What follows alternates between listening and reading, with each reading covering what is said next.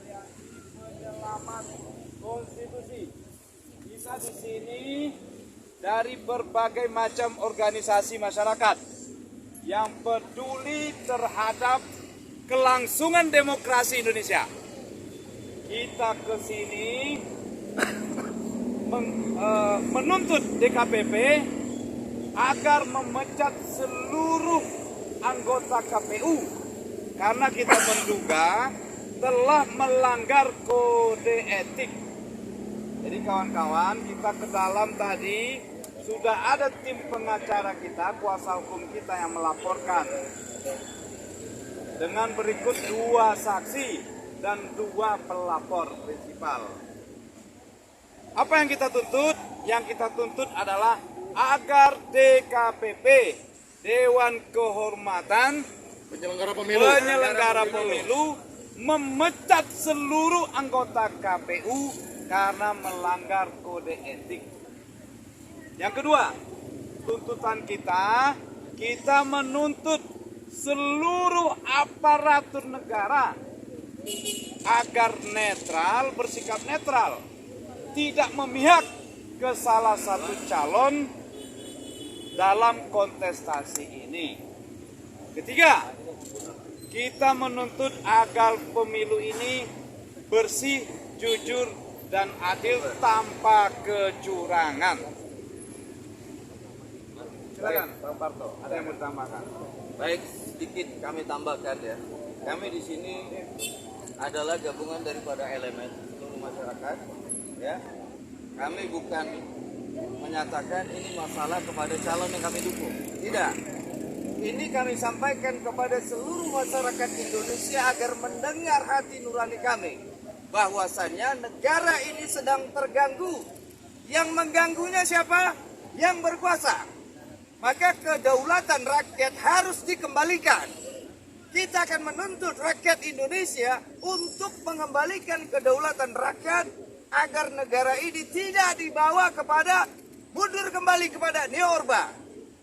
Dugaan itu sudah ada, masalah MK dan masalah abdesi, terang-terangan yang tidak diakui oleh salah satu paslon. Jelas tertera dalam undangannya, itu adalah undangan untuk mendukung salah satu paslon. Dan itu tidak diakui. Maksudnya, kita sekarang masyarakat Indonesia dibohongin secara terang-terangan. Apakah Anda mau? Apakah masyarakat Indonesia mau dibohongin oleh pemimpinnya? Tanyakan kepada hati nurani masing-masing. Kita makhluk beragama, kita makhluk bertuhan, kita makhluk yang mencintai kebenaran. Saya dulu relawan Jokowi yang militan, karena saya lihat beliau orang benar. Tapi akhir-akhir ini saya menyatakan, mohon maaf seluruh masyarakat Indonesia atas pilihan saya kemarin. Saya meminta maaf pada kalian dan sekarang adalah tanggung jawab moralitas saya untuk mengembalikan kebenaran itu pada tempatnya. Demokrasi harus tegak, konstitusi harus dijalankan. Itu tuntutan rakyat. Terima kasih. Silakan Pak Parto. Oke, konstitusi ini mestinya adalah benteng terakhir pertahanan peraturan dalam penyelenggaraan negara.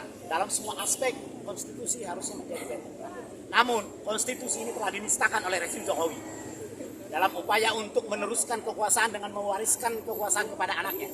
Ini jelas bahwa seluruh perangkat konstitusi, baik KPU, baik MK dan MK-MK, semua diupayakan untuk melanggengkan anaknya agar mulus menjadi cawapres.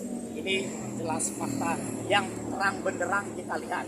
Kemudian indikasi pelibatan aparat, polisi, polri, perangkat desa baru saja kemarin dikumpulkan.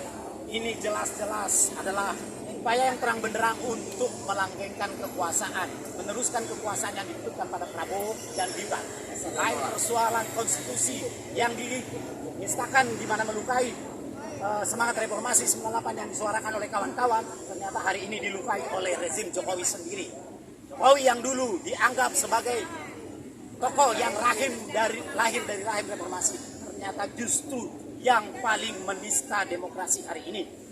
Oke kawan-kawan, jadi Kami hadir di sini dari Aliansi Penyelamat Konstitusi menuntut DKPP untuk memecat komisioner KPU yang telah melukai konstitusi dalam cara membuat demokrasi kita cacat. Nah, ini merupakan kemunduran.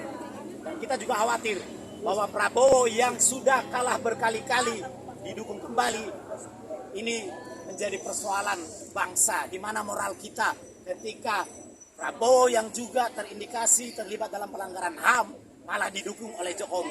Prabowo yang dulu lawan Jokowi dan kalah 2 kali malah didukung oleh Jokowi. Ini betul-betul menjadi luka besar bagi Republik ini. Luka konstitusi, luka demokrasi. Masih. Baik kawan-kawan pers, terima kasih atas kedatangan kawan-kawan dan